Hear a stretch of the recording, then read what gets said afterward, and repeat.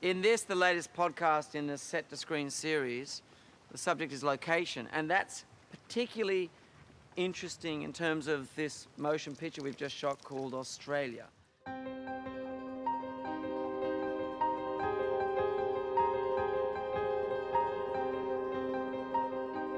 The DNA of this film, the history of this sort of cinematic experience comes from those great location motion pictures, those big films that went out onto location and used the landscape to amplify the emotional content of the story.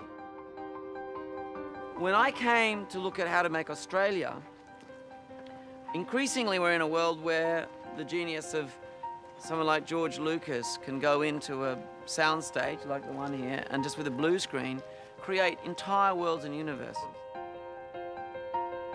And it's really interesting because, in my opinion, location filmmaking is going back towards where it was in, say, Gone with the Wind. The canvas on which Gone with the Wind is painted on is the sweeping saga of the American Civil War in the Deep South. But it was predominantly shot on sound stages. Some of the most powerful images in Gone with the Wind are, in fact, painted glass plates. And that was a real option, and it was something that I was very, very interested in. But equally, I was also drawn to the historical way a film like this would be made by a David Lean who would go out and get lost in Wadi Rum in Jordan and make sure that he was there in the actual landscape, in the actual location, to capture the power and the beauty and the magnificence of that location. Where did we end up? In fact, we found a language that we call the Lean and the Lucas, which is really a way of using both the sound stages and location work.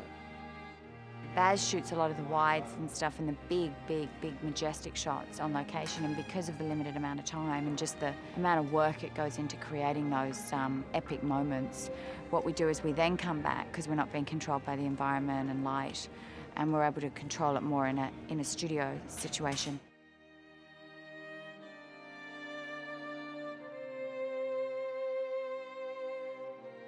You're not affected by noise. You don't have to keep stopping because an aeroplane flies over or something happens, some noise that you can't film with. People don't get cold because they're out in the elements. You don't get wind. It's just a lot more controllable.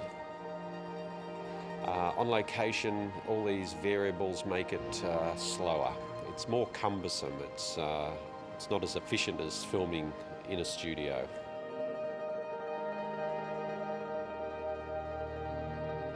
But on this film, all the rules were broken, and we went on location for a very, very long time, and to get the grandeur of the places that we were going to, we had to be there.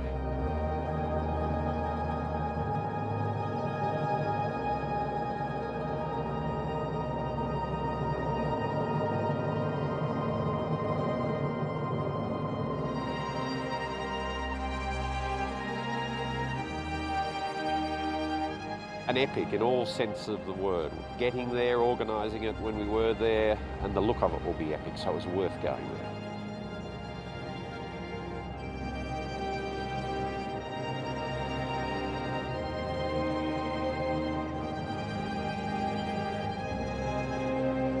Having committed to shooting on location, it then forced us to go on an epic journey ourselves in search of this film, and it took us right throughout the country, from Sydney to Bowen in Queensland, to Darwin, Kununurra, and then ending back in Sydney in the sound stages at Fox Studios to do the close-ups.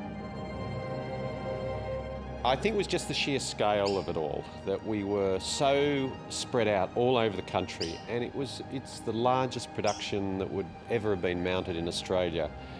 And to take a production like that to the ends of Australia, literally the ends of Australia, where there aren't the infrastructure that you would hope for, was a big challenge. It was like having a big beast lumbering up behind you and just trying to keep one step ahead of it.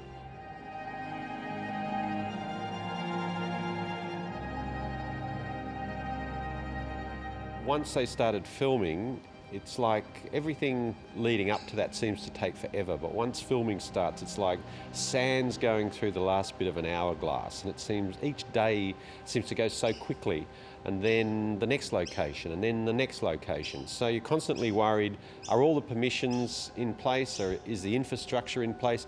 Is someone going to walk out of the woodwork and say, what are you doing here? Because on a film like this, it's so big and so much publicity that you could never get away with something. The nature of the film, we had to get permissions from everyone. Getting permissions in Western Australia was particularly difficult because there were overlapping owners of the land who had different titles to the land. Every part of land that isn't in private hands is Crown land. So they have the title, so you had to get permission from them to be filming on land. Then you had to get permission from the Department of Environment and Conservation. We then had the individual owners of the land.